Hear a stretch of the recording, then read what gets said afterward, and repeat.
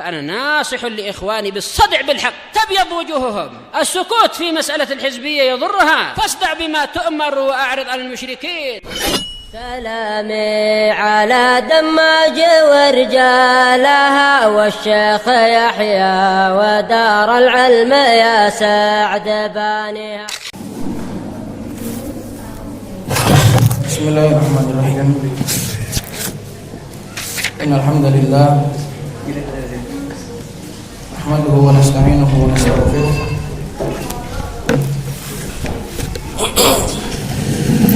ونعوذ بالله من شرور أنفسنا ومن سيئات أعمالنا. من يهده الله فلا مضل له ومن يضلل فلا هادي له. وأشهد أن لا إله إلا الله وحده لا شريك له وأشهد أن محمدا عبده ورسوله صلى الله عليه وعلى آله وسلم. أما بعد.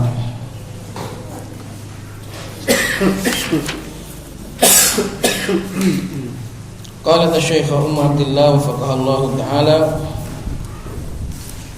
Setelah pada pertemuan yang terdahulu membahas beberapa kisah tentang tidak taatnya anak kepada orang tuanya, di antaranya adalah kisah Nabi Nuh alaihi salatu wassalam, dan juga kisah Nabi Ibrahim, ayahnya tidak mau menyambut dakwah beliau, dan juga kisahnya Syu'bah bin Hajjaj, yang menunjukkan, semua itu menunjukkan bahwasanya hidayah, taufik adalah di tangan Allah Subhanahu wa taala. Akan tetapi dengan adanya usaha dan juga doa, semua itu lebih diharapkan agar kebaikan itu tercapai. Qalat fal hidayatu biyadillahi walakin la budda min fi'lil asbab. Maka hidayah itu di tangan Allah Subhanahu wa taala. Hidayah taufik. Adapun hidayah irsyad, hidayatul bayan, maka ini tidak khusus bagi Allah, bahkan semua orang-orang yang diberi hidayah oleh Allah bisa memberikan hidayah al-bayan. Walakin la budda min fi'lil asbab, akan tetapi benar hidayah itu di tangan Allah. Anak itu jadi baik atau jadi buruk itu Allah yang menentukan. Akan tetapi wajib untuk menempuh sebab. Sebagaimana hidayah bagi kita juga di tangan Allah. Kita jadi penduduk surga atau penduduk neraka itu juga di tangan Allah Subhanahu wa taala, tapi kita tetap harus berusaha. Demikian juga dengan anak-anak kita. Wa idza aradallahu bi khairan fasayud'inu lin-nasaih. Dan apabila Allah menginginkan kebaikan bagi seorang anak tadi, maka dia fasayud'in, failnya kembali kepada anak, maka dia akan mentaati nasihat-nasihat. Wa idza arada bihi ghaira dzalika fasayusirru 'alal batil. Apabila Allah Subhanahu wa taala menginginkan selain daripada kebaikan, maka anak tadi akan berterus menerus tidak bergeming di atas kebatilan.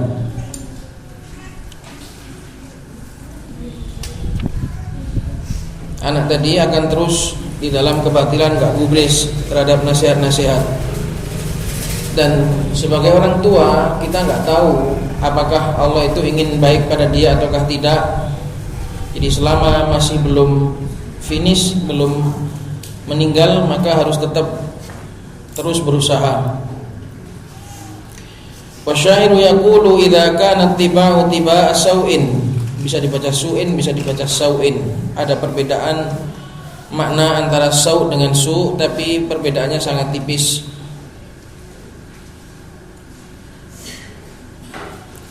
Fala adabun yufidu wala adibu. Idza kana tiba'u tiba'a sau'in fala adabun yufidu wala adibu. Apabila memang tabiat dari sananya itu adalah sudah tabiat yang buruk, maka tidak akan bermanfaat baik pelajaran maupun pengajarnya. Fala adabun yufidu wala adibu. Maka tidak akan bermanfaat, yufidu, tidak akan berfaedah adanya pelajaran, adab, pendidikan maupun pendidiknya. Kalau memang sudah tabiatnya itu tabiat buruk, nggak ada gunanya pendidik, sebaik apapun pendidik, sebagus apapun pendidikan. Kalau memang sudah Allah takdirkan jelek, ya tidak akan berguna. Tapi kita hanyalah manusia yang bisa berusaha. Kita hanyalah manusia yang hanya bisa berusaha. Fa inna ba'dal auladi yakunu nikmatan ala abawaihi. Dulu dikatakan ba'dul aulad yakunu nikmah. Ini lawannya. Lawan daripada kata nikmah adalah nikmah. Sama-sama nikmah, sama-sama nikmah. Satunya pakai ain, satunya pakai qaf. Kalau yang nikmah artinya anak itu menjadi nikmat bagi kedua orang tuanya. Nah, ini lawannya. Fa inna ba'dal auladi, sebagian anak itu yakunu nikmatan, menjadi kemurkaan, menjadi bala, jadi musibah, malapetaka ala abawaihi, atas kedua orang tuanya. Walihada yaqulullahu ta'ala, oleh karena itulah Allah Subhanahu wa taala berfirman, inna min azwajikum wa auladikum aduwwan lakum fahdharuhum. Wa min fil ayati tab'idiyatun. Karena itulah Allah mengatakan, sesungguhnya di antara istri-istri kalian dan anak-anak kalian adalah musuh bagi kalian, maka waspadalah terhadap mereka. Dan min dalam ayat ini adalah tab'idiyah, sebagian, menunjukkan sebagian, tidak semua. Tidak semua dari keluarga, tidak semua dari anak itu menjadi adu, menjadi musuh. Tapi sebagian dari mereka, kalau tidak dididik, kalau tidak diberikan pendidikan, kalau tidak diajak baik, nanti akan menjadi musuh. Orang tua menjadi musuh bagi kita, anak menjadi musuh bagi kita, istri menjadi musuh bagi kita. Maknanya musuh itu adalah mereka akan berusaha menergelincirkan kita. Karena itulah makna musuh yang sesungguhnya. Ada kalam yang sangat bagus dari Al-Imam An-Nawawi rahimahullahu ta'ala, hakikat musuh dan hakikat wali. Wali atau teman baik itu adalah orang yang berusaha memberikan kepada kita kebaikan. Dan musuh sebaliknya adalah yang berusaha menjerumuskan kita ke dalam keburukan. Karena itulah para nabi dan orang-orang soleh, mereka semua adalah auliyaul mu'minin. Karena itulah para anbiya dan orang-orang soleh, mereka itu menjadi wali-wali bagi kaum mukminin. Karena mereka, para anbiya, adalah orang yang menginginkan dan memberikan kita kebaikan. Sedangkan syaitan adalah musuh bagi orang-orang mukmin, bagi anak Adam seluruhnya. Kenapa? Karena syaitan menjerumuskan manusia dalam keburukan. Walaupun secara zahir syaitan kadang memberikan manfaat, mengajak enak, mengajak yang nikmat-nikmat, tapi Allah mensifati syaitan sebagai adu. Inna syaitana kana lakum aduwwan mubina. Inna syaitana lakum aduwwun. Maka hakikat teman sejati dan musuh sejati adalah tadi, teman sejati adalah yang memberikan kebaikan, meski mungkin kadang secara dunia merugikan sedikit, menyakiti dengan ucapan yang nasihatnya menyakitkan. Tapi kalau itu bermanfaat, itulah teman yang sesungguhnya. Teman yang sesungguhnya adalah yang berusaha memberikan, memakmurkan akhiratmu, meski secara zahir merugikan duniamu, tapi kalau itu memanfaatkan akhiratmu, itulah wali, itulah teman sejati yang sesungguhnya. Kalau musuh itu adalah yang merugikan akhiratmu meski menguntungkan dunia. Itu kata Imam An-Nawawi rahimahullahu taala.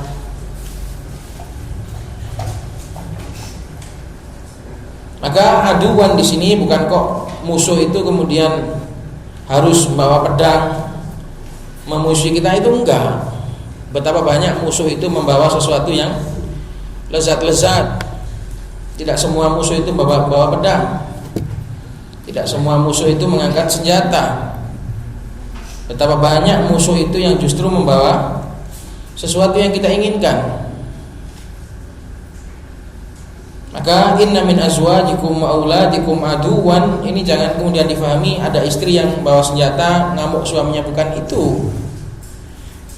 Tapi adu di sini adalah istri yang menjerumuskan suaminya ke dalam keburukan, suami yang menjerumuskan istrinya ke dalam keburukan, anak yang menjerumuskan orang tuanya ke dalam keburukan, orang tua yang menjerumuskan dan menyeret anaknya kepada keburukan. Itulah adu.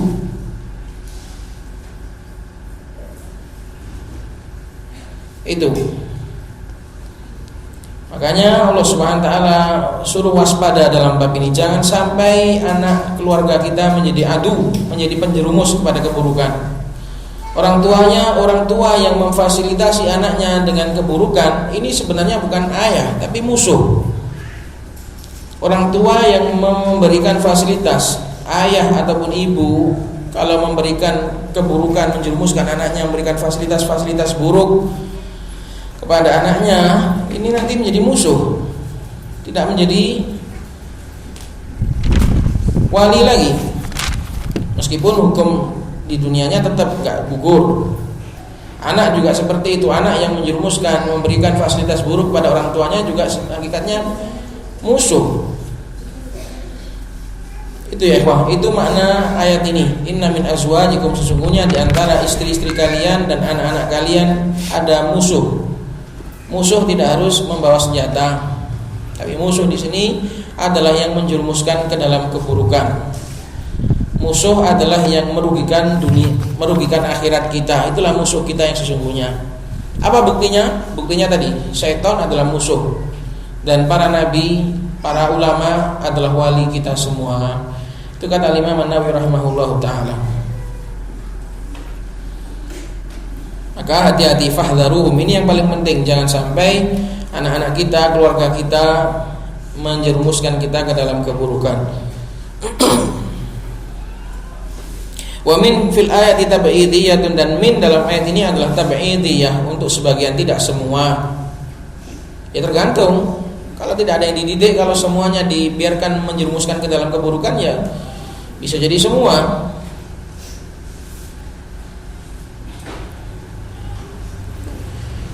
Qalat wa yaqulu ya ayyuhalladzina amanu la tulhikum amwalukum wala auladukum an dzikrillah. Wahai orang-orang yang beriman, jangan sampai harta-harta kalian dan juga jangan sampai anak-anak kalian melalaikan kalian dari zikir kepada Allah Subhanahu wa taala. Inilah hakikat musuh yang melalaikan kita.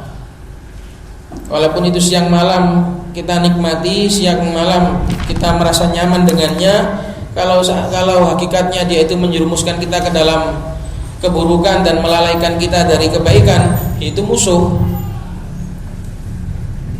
Betapa banyak sekarang musuh-musuh itu dipegang di dalam tangan, di dalam genggaman jari jemari, berupa alat-alat keburukan. Itu musuh.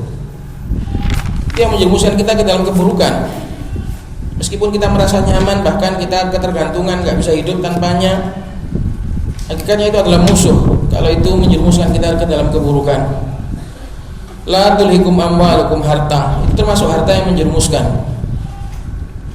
Termasuk harta yang menjerumuskan kita dalam keburukan. Jangan sampai harta-harta kalian dan anak-anak kalian menjerumuskan kalian, melalaikan kalian dari zikir kepada Allah. Dan termasuk lalai dari zikir adalah menerjang perkara yang haram, itu lalai dari zikir. Meninggalkan perkara yang diperintahkan oleh Allah, itu lalai, itu lalai paling utama malah. Kelalaian yang paling utama dari zikir kepada Allah adalah durhaka kepadanya. Itulah kelalaian yang paling utama. Kalau seorang itu gak zikir, gak dosa.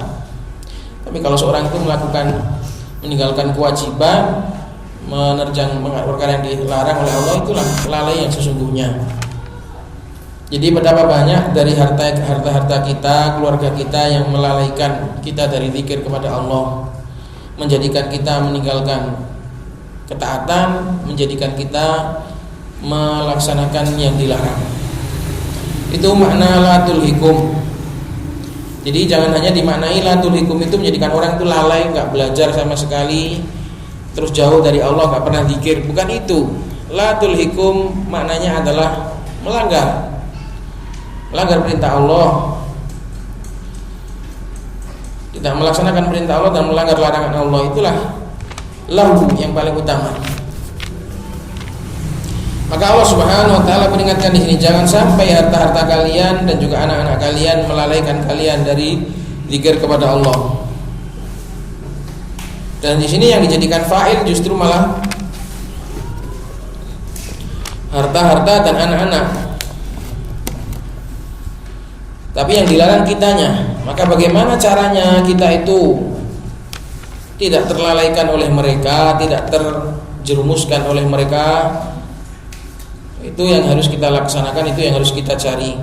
Wa may yaf'al dzalika fa ulaika humul khasirun, dan barang siapa yang melakukan itu, yaitu lalai dari zikir kepada Allah, tidak melaksanakan perintah Allah dan tidak menjauhi larangannya, maka mereka itulah orang-orang yang merugi. Rugi gara-gara anaknya, menjadi merugi gara-gara hartanya, menjadi rugi gara-gara keluarganya. Ini bahaya sekali. Qalat fa huwa yakunu nikmatan idza kana sababa. Bacanya itu idza kana sababa fi zayghi abawaihi. Maka anak itu bisa menjadi malapetaka apabila dialah sang sebab, dialah yang menyebabkan ketergelinciran kedua orang tuanya, gara-gara terbumbung bagaimana supaya anakku nanti kebutuhan ekonominya tercukupi, sehingga menjadikan kedua orang tuanya tidak belajar karena mikirkan masa depan anaknya. Itu juga nanti akan disebutkan termasuk kesalahan di dalam merawat seorang anak, hanya memikirkan ekonominya saja. Bagaimana nanti anakku, bagaimana dia nggak bisa jajan, akhirnya keduanya jadi sibuk. Wa fi syaghalihima an umuriddin, dan juga menjadi sebab dalam kesibukan keduanya dari perkara agama, terlalaikan kedua orang tuanya dari perkara agama.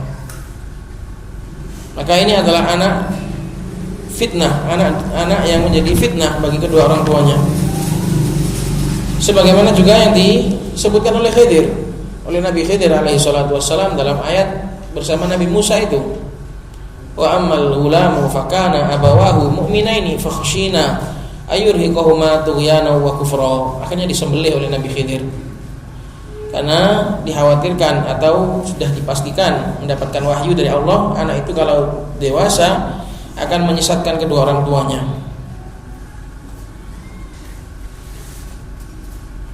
Maka itu namanya anak yang menjadi malapetaka bagi kedua orang tuanya.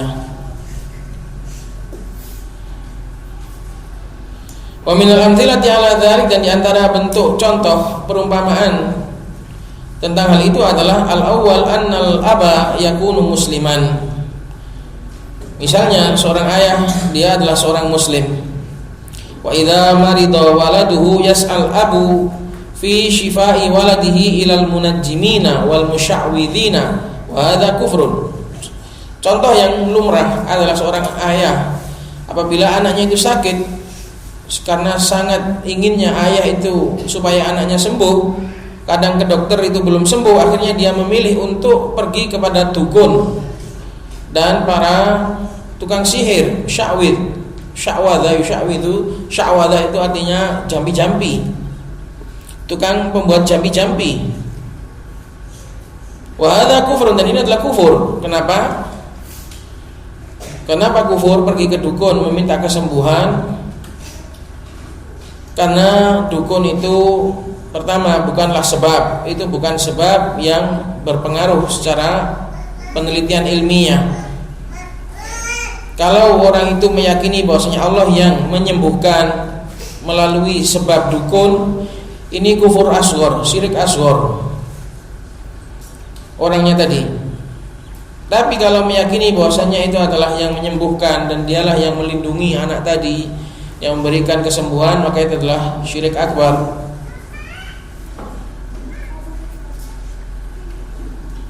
Adapun dukunnya maka kufur, maka kafir, karena Sudah jelas tukang sihir mereka meminta-minta kepada selain Allah Subhanahu wa taala dalam hal yang tidak dimampu kecuali oleh Allah. Maka ini adalah perbuatan kufur. Pergi ke dukun meminta jimat, meminta perlindungan, ini adalah kufur. Itu semua dilakukan demi anaknya. Maka ini namanya anak menjadikan orang tuanya kufur. Gara-gara anaknya, gara-gara sangat ingin anaknya itu sembuh, menempuh segala sebab, bahkan sampai ke dukun pun ditempuh. Maka inilah orang tua itu kadang terjerumus gara-gara kasih sayangnya, gara-gara sayangnya yang keterlaluan kepada anak. Tidak sabar ketika melihat anaknya sakit. Dzalika li'annahum yad'una ilmal ghaib. Yang demikian itu dikarenakan para dukun tadi mereka mengklaim ilmu ghaib. Wa ilmul ghaib la ya'lamu illallah, sedangkan ilmu ghaib tidaklah diketahui kecuali oleh Allah Subhanahu wa taala. Ya, ada banyak sebabnya kenapa mereka itu kafir. Di antaranya ini, mengklaim mengetahui yang gaib, kemudian meminta bantuan jin, dan banyak hal yang menjadikan mereka itu kafir. Dan orang yang mempercayai mereka bertanya tentang ilmu gaib, ini juga kafir. Kalau bertanya kepada mereka, sekedar bertanya saja, tidak diterima sholatnya selama 40 hari. Kalau sampai membenarkan dan mempercayai mereka dalam klaim ilmu gaib mereka, maka kufur. Faqad kafara bima unzila ala Muhammad, bima nuzila ala Muhammad. Qala ta'ala wa ma kana Allahu liyudli'akum 'alal ghaib, dan tidaklah Allah Subhanahu wa taala itu liyudli'akum, membocorkan kepada kalian atas perkara gaib. Tidak ada yang tahu kecuali yang Allah bocorkan. Liyudli'akum di sini adalah mutlak, enggak mungkin Allah membocorkan semua perkara gaib kepada kalian. Ada sebagian hamba Allah yang diberi wahyu seperti para anbiya dan para rasul, diberikan wahyu sehingga dibocori perkara yang gaib. Wa qala wa indahu mafatihul ghaib la ya'lamuha illa hu, dan hanya di sisi Allah lah kunci-kunci ilmu gaib, tidak mengetahuinya kecuali Allah Subhanahu wa taala.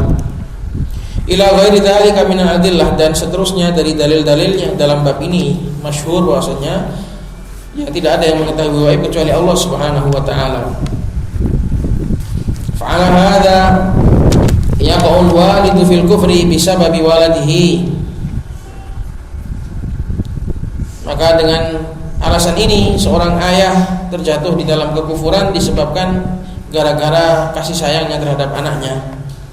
Maka seperti ini anak menyebabkan kufurnya orang tua. Ada kebalikannya, orang tuanya sakit, anaknya berusaha menyembuhkan orang tuanya lewat dukun, ini juga kufur. Qala tsani, contoh yang kedua, minan nasi man yukassiru fil wajibi bisababi isalir rizqi liwaladihi wat taraffuhi alaihi. Di antara manusia ada yang menelantarkan perkara kewajiban disebabkan sibuk dalam menyalurkan rezeki kepada anaknya dan membuat anaknya itu nyaman dan sejahtera. Wat taraffuh, membuat anaknya itu nyaman, sehingga orang tua itu lalai dari kewajiban, gak sholat, gak puasa gara-gara bekerja demi sang anak. Ini juga anak yang menyebabkan orang tuanya rusak.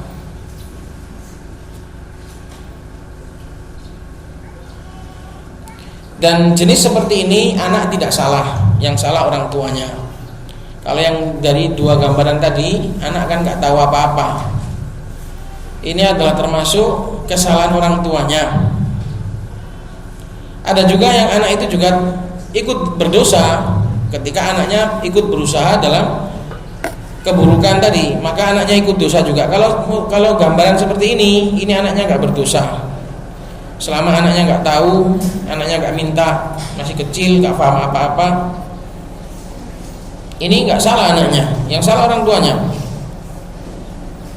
Ada juga yang anaknya itu ikut bersalah ketika sudah dewasa dan saling tolong menolong dalam keburukan ini. Maka intinya jangan sampai anak itu menjerumuskan kita dalam keburukan, disebabkan karena khawatir tentang bagaimana nanti apa yang akan dimakan anakku besok, sampai akhirnya kerja, waktunya dihabiskan untuk bekerja. Ia lupa yang dibutuhkan oleh anak itu bukan hanya rezeki, tapi yang lebih utama lagi adalah pendidikan. Kadang waktunya sudah habis, tidak bertemu dengan anaknya kecuali hanya malam hari. Akhirnya anaknya tidak mendapatkan pendidikan, hanya mendapatkan suapan nasi saja, tidak mendapatkan suapan batin, tidak mendapatkan suapan iman, tidak mendapatkan suapan ilmu. Ia hanya menyuapi anaknya dengan nasi, tapi lupa tidak menyuapi anaknya dengan ilmu dan pendidikan yang bergizi. Maka jangan sampai menjadi orang tua yang seperti itu, yang hanya menyuapi anaknya nasi tapi melupakan untuk menyuapi mereka tentang ilmu agama. Suapilah anakmu nasi dan juga ilmu agama juga. Kebutuhannya sama-sama primer, kebutuhannya sama-sama harus. Berapa banyak manusia itu yang hanya mementingkan bagaimana caranya menyuapi anaknya nasi, tapi mereka lupa menyuapi anaknya ilmu agama. Sedangkan anak itu butuh dua-duanya. Ataupun masalah rezeki justru malah Allah Subhanahu wa taala yang menjamin. Jadi seharusnya tidak perlu dikejar mati-matian. Adapun keselamatan anak itu yang belum dijamin oleh Allah Subhanahu wa taala, itulah yang seharusnya diperhitungkan pertama kali. Rezeki anak, rezeki keluarga sudah dijamin oleh Allah Subhanahu wa taala. Tapi keselamatan di akhirat, baik keselamatan diri kita sendiri maupun keselamatan anak-anak kita, itu belum dijamin, masih disuruh untuk mengusahakan. Maka seharusnya itulah yang dipikirkan paling utama. Dan disitulah ujian hidup itu banyak saling menarik, saling tarik menarik, saling tarik ulur antara banyaknya kewajiban. Kita juga dituntut untuk bekerja, di sisi yang lain kita juga dituntut untuk memberikan pendidikan kepada anak-anak kita. Disitulah ujian itu terasa berat. Maka banyak-banyaklah berdoa kepada Allah supaya bisa melaksanakan masing-masing kewajiban. Ada saatnya melaksanakan kewajiban berupa bekerja, ada saatnya pula melaksanakan kewajiban berupa menuntut ilmu agama. Jadi kewajiban semuanya harus dipenuhi. Jangan sampai mencarikan ilmu agama sampai lupa kewajiban mencarikan rezeki, itu juga enggak benar. Jangan pula sibuk dalam mencarikan rezeki lupa memberikan ilmu agama, itu juga salah, sama-sama tercela. Qalat ats-tsalits, yang ketiga, minan nasi man yudkhilut tilfaza ila baitihi min ajli tarfihi ala waladihi. Di antara manusia ada orang yang memasukkan televisi ke dalam rumahnya, tujuannya adalah untuk membuat anaknya nyaman. Kalau zaman sekarang sudah enggak televisi lagi. Zaman sekarang sudah lebih canggih dan lebih berbahaya daripada televisi, yaitu HP Android. Betapa banyak orang tua itu yang mereka itu membelikan anaknya benda yang sangat berbahaya ini, tujuannya supaya anaknya itu nyaman. Bahkan lebih buruk lagi, tujuannya itu bukan membuat anaknya nyaman, tapi membuat orang tuanya nyaman. Orang tuanya biar bisa bekerja, biar enggak katut anak, biar enggak direweli sama anak, biar orang tuanya juga bisa nyaman, bisa nyantai, terserah, bebas tanpa diikuti anaknya dipegangi HP biar bisa bekerja dan yang semisalnya. Ini adalah bala. Nasallallahu alaihi wasallam. Itu ya kawan. Maka jangan sampai kita itu gara-gara sayang, gara-gara gak tega dengan anak, kemudian anak merengek untuk meminta alat ini, kemudian kita belikan. itu justru kamu sudah menghancurkannya. Itu ya ikhwan. Kalau ini adalah memasukkan televisi, itu saja dikatakan buruk, apalagi yang lebih buruk daripada itu. Ada dua perbedaan antara televisi dengan HP. Kalau secara teori, memang HP itu hukumnya tidak seperti televisi. Kalau televisi secara penggunaan sudah jelas semuanya haram. Kalau HP secara teori memang penggunaannya masih ada selain yang haram. Jadi secara hukum itu masih boleh. Tapi kalau secara fakta sudah hampir gak bisa dibedakan. Sama semuanya, keduanya tidak bisa mengantarkan seseorang kepada kebaikan dan sering menjerumuskan ke dalam keburukan. Jadi antara televisi dengan HP Android itu hanya beda secara teori dalam hukum jual belinya saja. Tapi kalau secara fakta ini bisa dikatakan bahkan HP itu lebih buruk. Karena televisi kita disodori program, jadi orang-orang buruk. Tapi kalau HP itu kita bisa milih sendiri keburukan di dalamnya. Nasallallahu salam wal afiyah. Minan nasi man yudkhilu tilfaza ila baitihi min ajli tarfihi ala waladihi wat tilviziyun muharramun, dan televisi itu haram. Kenapa? Karena tidak ada pilihan baik di dalamnya. Pasti 100% pemakaiannya pasti haram. Kalau HP secara teori itu masih ada penggunaan yang mubah, sehingga beda dalam hukum. Tapi kalau secara fakta zaman sekarang HP tak akan lepas dari gambar, dan itu sudah pasti haram. Maka barang siapa yang bisa melepaskan diri darinya, hendaknya dia bersyukur dan berhari raya. Wat tilviziyun muharramun listimalihi ala mafasida katsiratin, karena mencakup keburukan-keburukan yang banyak sekali. Minha at-taswir, yang paling utama adalah taswir, gambar bernyawa. Wa alatul lahwi, dan juga alat-alat yang melalaikan, permainan-permainan, musik-musikan, dan semua yang mengantarkan kepada keburukan ada di situ. Wa tarbu wa nadarul mar'ati ila rajul wal aks, dan juga at-tarb, alat bergoyang, alat berjoget. Alatul lahwi wat tarb ini jadi satu. Alatul lahwi wat tarb ini jadi satu. Alat melalaikan dan juga alat bergoyang, musik. Dan juga melihatnya seorang wanita kepada laki-laki, dan kebalikannya, laki-laki melihat wanita.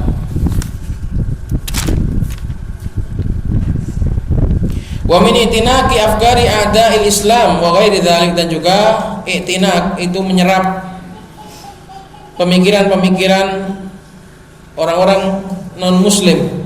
Mereka memerangi kaum muslimin melalui media-media tersebut. Apalagi aplikasi-aplikasi zaman sekarang itu semuanya adalah menyesatkan dan menghancurkan. Illa man rahimahullah. Adaul Islam, para musuh Islam, mereka sangat semangat di dalam menghancurkan Islam. Salah satunya adalah dengan ini, dan mereka sudah menang banyak, berhasil banyak. Musuh Islam berhasil banyak.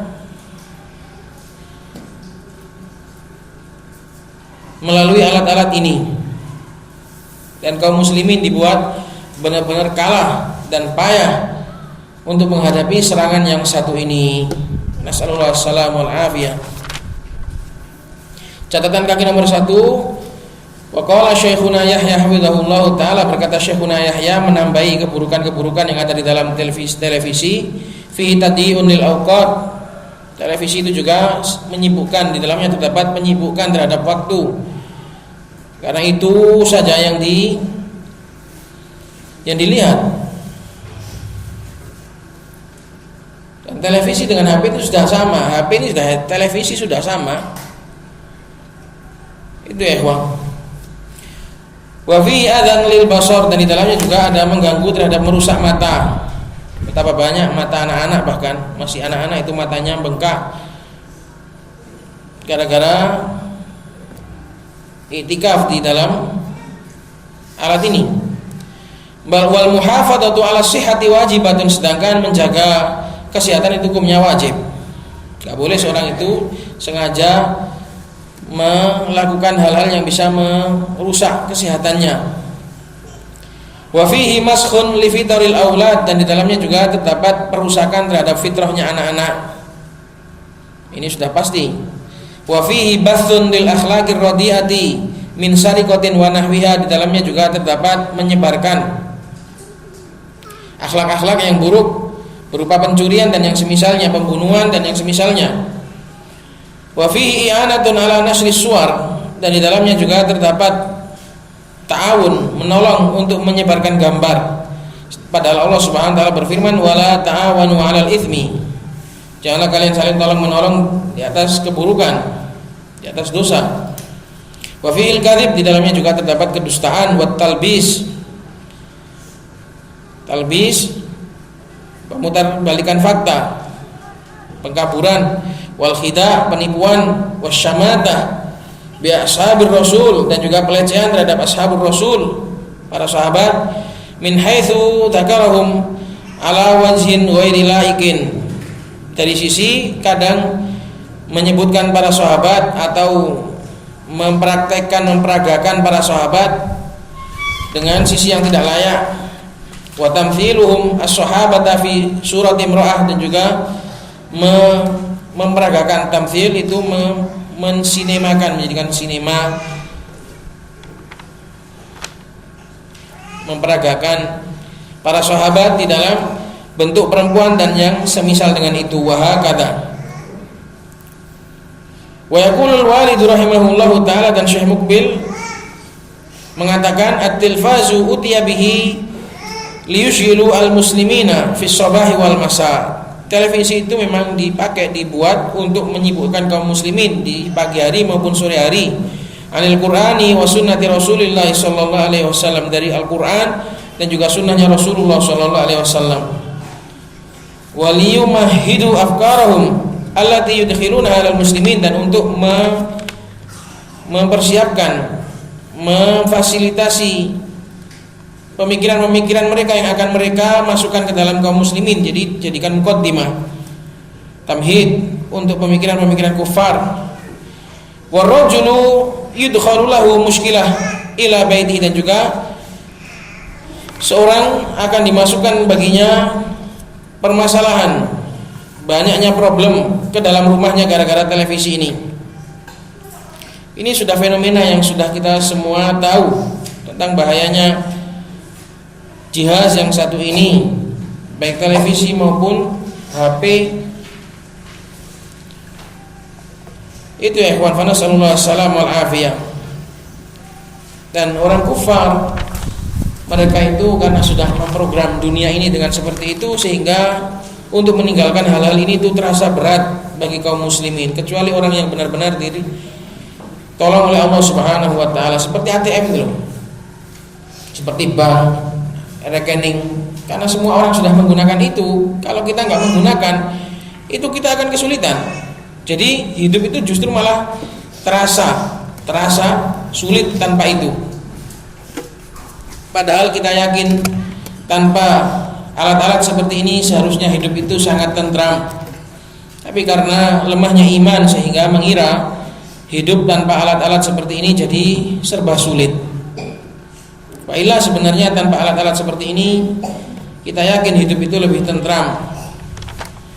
Apalagi media sosial yang dipakai untuk beragama, media sosial yang seperti Facebook itu jangan sampai dipakai untuk menyebarkan kebaikan di situ, karena di situ campur baur, ada perdebatan, ada miro. Kalau media-media seperti yang masih tertutup seperti WhatsApp dan Telegram yang tidak bisa diakses oleh banyak orang, kecuali hanya kontak, itu mungkin masih mending. Tapi kalau sudah media-media sosial yang semua orang nimbrung di situ, itulah yang membuat kadang pemikiran itu kerancuan dalam berpikir.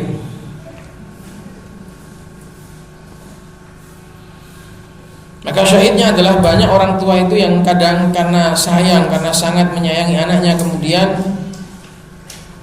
tidak tega, nggak betah kalau anaknya itu nangis minta itu, akhirnya dibelikan. Nah, dari situlah justru kehancuran itu sedang dikirim.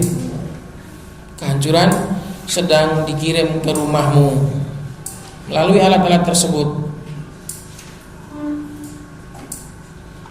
Maka bersyukurlah ya ikhwah bagi orang-orang yang bisa menjauhi alat-alat tersebut dan Allah berikan tempat mengasing dari alat-alat seperti ini.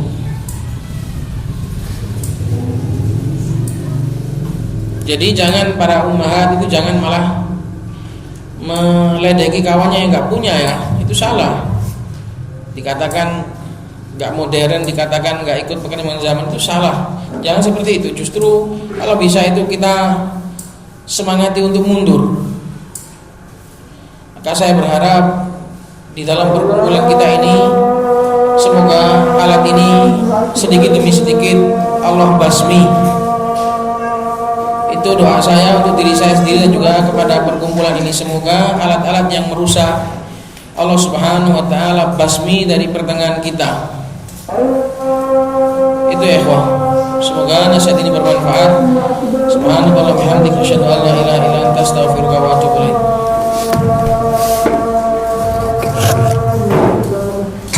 Oh, pantesan enggak ada azan dari lain.